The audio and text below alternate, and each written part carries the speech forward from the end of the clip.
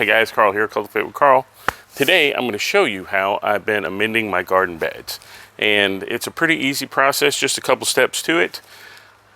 And, you know, the last year's season was good to me. Everything did well. I think this year's going to be better because the soil has developed thanks to Howard and the, manure compost that he provided me, which I was able to combine with my compost, which made a lot more improvements to the soil than I could have probably done just by myself. Also, Howard provided me a bunch of earthworms, which we put in the beds. And then when you scoop up, like here, I could probably scoop up and find a couple earthworms. Oh, in fact, here's one right here. Just a little one. All right, so a little bitty earthworm. And that fella is going back in. But if you've got earthworms, it means that they're doing good for your soil. They're eating stuff. They're doing earthworm poop. And that's good fertilizer. And it means that you've got a good balance in your soil. So your soil is healthy. This soil, a lot of it was the compost from Howard plus store-bought stuff and several amendments. It was the soil conditioner from the nursery. And so over the year, what you see on top is a lot of leaves and the alfalfa pellets that I put in the beds, and they just kind of disintegrated. So I am not going to remove this. I'm just going to cover over it. And we're not going to do a heavy cover. We're just going to do another light sheen or a light fill with the compost. Then we're going to get our bag soil and we're going to top off. Then after that, we're going to get some hay. But first, let's go ahead and break up the soil. And let's get some aeration going in the soil with the pitchfork. And that will help things develop underneath while this bed sits waiting for me to plant stuff in it. Okay, so what I'm going to do is I'm just going to stab around, kind of break up the chunks.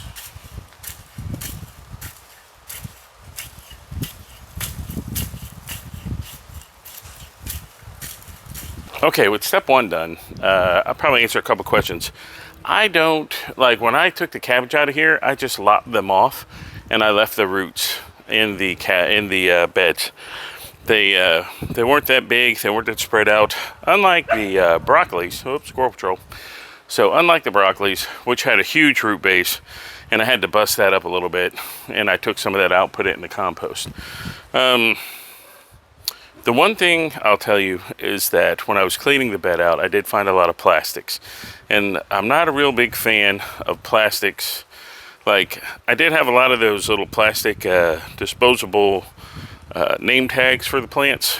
And I think what I may end up doing this year is printing some or finding some more durable ones that could be reused. Because I was putting in a lot of plastics, digging out a lot of plastics. Whenever I see plastics in the yard, I pick them up, throw them away, and almost all of the trash from the garden, I mean straight trash, it's all plastics. So everything that's organic is going into the compost. So leaving sometime the vegetables that make it to my refrigerator go right back out to the compost, which is a shame. So I've got to get on the groove for giving them away a little bit more. So anyway, step two, let's go get some compost from the compost bin. Okay, here's step two. My compost is not quite broken down all the way, but it's broken down a lot. If I'd run this through the sifter, we would be left with some seriously good black dirt. But in here, you can still see some of the horse poop and a little bit of the stable droppings, which is going to be okay because this is going to be just a thin layer, and then we're going with the store-bought dirt on top of it. So before we plant, which we've got about a month or so before we put plants in here, this is going to break down some more. So let's get to scooping that stuff.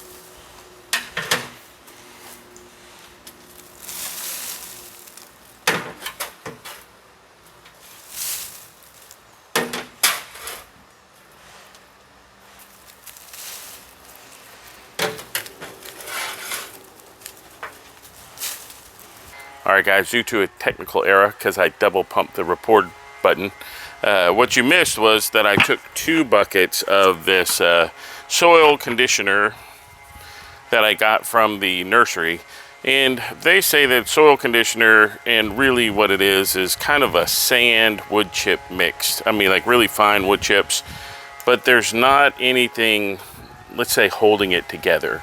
Like when you look in the compost, or you look in the bed right now, it's got a lot of roots and stuff all holding it together. There's life in it. This stuff is basically like a start or a base. It's not as good as the stuff you would buy in a bag, but it's not expensive either. So what I do is I use it as a filler, or I use it to base to start mixing my soil together. And so what we have is, you see I've spread it out over the bed, and all the purpose of that was just to even the bed out so that I don't use as much of the bag stuff. Now I believe I'm only going to go with one bag of mix to top the bed off, and that's it. So let's see if we can get away with just doing one bag.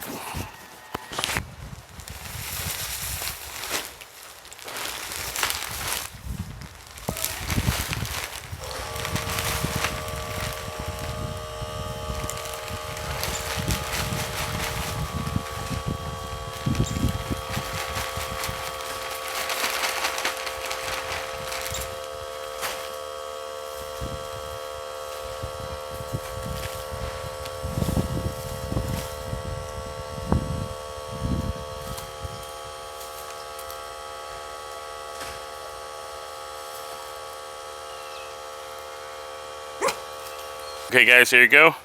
The potting potting mix is spread. And what we'll do now is we're gonna replace the irrigation system. Now, with the irrigation system, this was just like a rough in. I have to come back and redo this whole side. So I don't think I'm gonna do like the other side where I buried it inside the beds. I think I'm just gonna bolt it to the outside of the bed and let it run across. But this side of the garden all uses drip tape, and the other side of the garden all uses those sprinkler heads. So I do like the drip tape. This would be the first time I've used it for the whole, for like a whole bed for the whole season.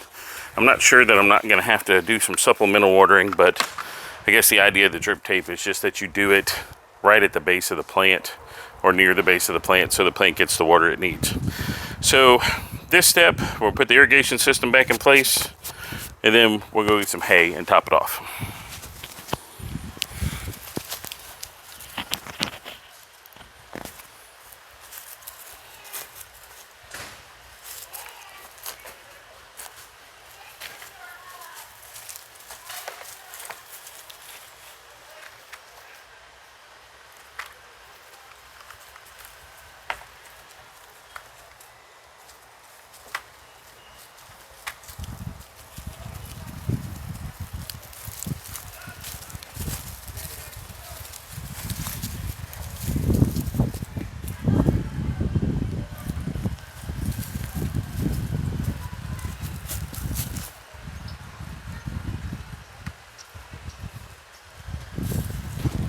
Okay, now irrigation system's in place. We have the ability to turn it off here. So if I want to just water, let's say that bed over there, I could just go down the row and turn off the individual beds to water the one that I want. And here we have, like I said, our drip tape. I think there's an emitter every 12 inches. So there's about 5 or 6 on a row. So not too bad.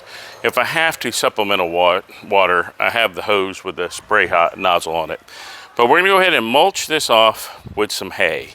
Now the important thing about this hay is I know that it doesn't contain any of the aminopyrrolide problems with the grazon, because I've had it for a season. I tested it on a tomato plant, where I had a tomato plant in a pot, and then I put the hay on top, and then I watered through it. Nothing derogatory, nothing bad happened to the tomato plant. And then over time, as it's been aging, I've been using it on individual beds, and I haven't seen any problems with any of my plants. So before you run out and get a bunch of hay and throw it on your beds, you want to make sure that it hasn't been sprayed with the persistent herbicides. So let's put some hay on the beds. The neighborhood's coming alive, if you can't hear. We got kids playing, people mowing, compressors. It's a great day. Zone 9A, Mississippi Gulf Coast. 70 degrees, partly cloudy skies. You couldn't ask for better weather to be out in the yard doing stuff. A lot better than being locked inside doing nothing. Here to tell you that. You need a hobby. So let's get some hay.